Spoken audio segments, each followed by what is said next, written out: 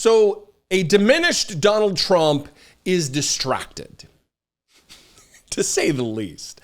He's melting down day after day, taking to Truth Social. Rather than being out there campaigning vigorously, he's hidden away in Mar-a-Lago, in a dark room, maybe hiding under his desk, tweeting away or posting away on Truth Social.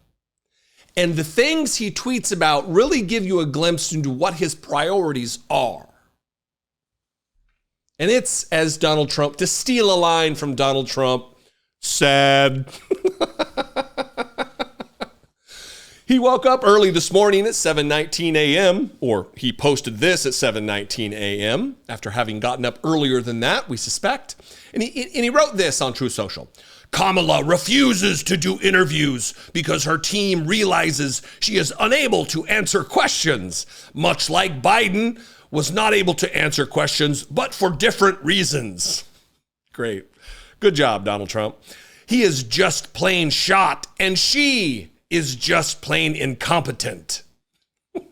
He thinks he's still running against Joe Biden, apparently. Her policies of open border, her policies. She's the vice president of the United States, but apparently she runs the administrations and sets the agenda and sets the policies. Again, good job, Donald Trump. Good way to understand how things work, brother. Her policies of open borders, no fracking or drilling for oil in any way, shape or form, transgender, anything, all these words, some for some reason capitalized, anti-Israel, but gross incompetence toward getting anything done for Palestinians. No clue on inflation or economy or unlimited money to fight foreign wars, and so much more are catastrophic. If she is elected, capitalized, our country, capitalized, and indeed the world, capitalized, will suffer a 1929 style Great Depression, capitalized. It will be the worst, capitalized, in history, and America will be destroyed. Donald Trump doing his best Sunday at the monster truck rally. Well, apparently that wasn't enough for Donald Trump. 9:13 a.m. he posted this. If Kamala has 1,000 people at a rally, actually, I should do this in a whiny Trump voice because that's really the energy he's bringing to this. Let me redo that.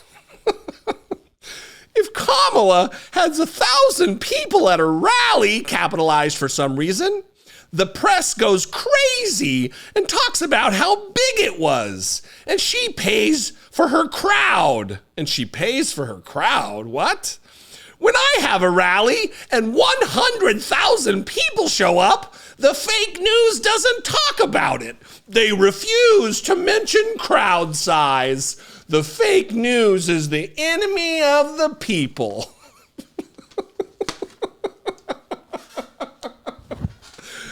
Oh, this is what's so great about this is one, I've never thought crowd sizes are a big deal. I don't talk about them. I don't promote the idea that that's some kind of a metric or proof of support for a candidate. If you go to an area and people show up, great, but it doesn't really have anything to say about polling.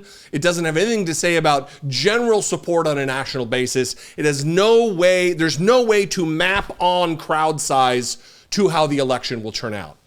There's just not. That's not how it works. But if Donald Trump wants to talk about crowd size, let's talk about crowd size. If Donald Trump thinks it's important, then let's talk about it. And the fact that Kamala Harris is now packing arenas really is rubbing him the wrong way. So much so that he's dedicating time to talk about it rather than actually going out there and campaigning. He's dispatching J.D. Vance out there to sparsely attended, sad events all across. Now, Amanda Marcotte is someone who writes for Salon, and she tweeted this, and then I'm going to read a headline of an article that she wrote. It was, I was nuts enough to go both to the J.D. Vance event in South Philly and then to the Kamala Harris Tim Walz rally later in the day. It was like leaving a bitter divorced man meetup and going straight to a Taylor Swift concert.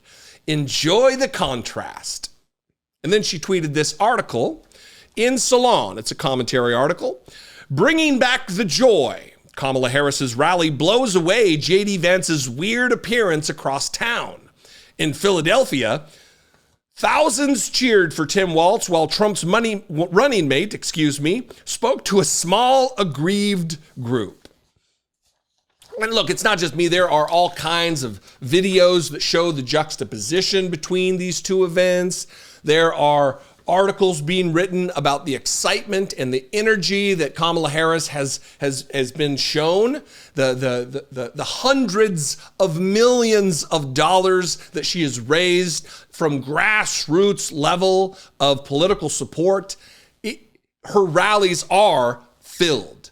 She had a rally in Detroit, and before the rally in Detroit, she filled thousands in an airplane hangar pre-rally just to see her. So if Donald Trump wants to talk about crowd size, one, he never had 100,000 people show up. Those are like Bruce Springsteen numbers. Shut up, liar, you weirdo, that only MAGA people are believing. Only Jesse Waters and the goofs over at Fox News are going to report those lies. We know this. But if you want to talk about crowd size, we can compare. If you wanna compare the sizes, Trump, little Trump, we can do that.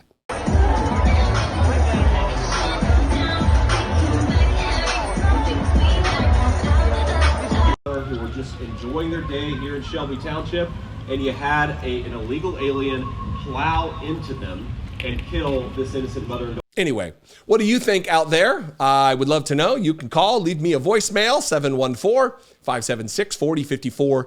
And of course, as always, you can email me daily@dollemore.com. Please consider helping me produce these videos, and you can do that by clicking the join button, and for $2 a month, you can become a channel member. You can also go over to patreon.com/IDoubtItPodcast. It's a great way to help support this work. If there's somebody else out there on this platform that you prefer, that brings you more value, that entertains you more, whatever, that you like the way they look better, support that person. It is important more now than ever to support independent media, and I hope that you will consider it. Follow me on social media. I'm at Dollemore everywhere. I'd love to see you there. And as I say every time, be genuine. Take care of one another.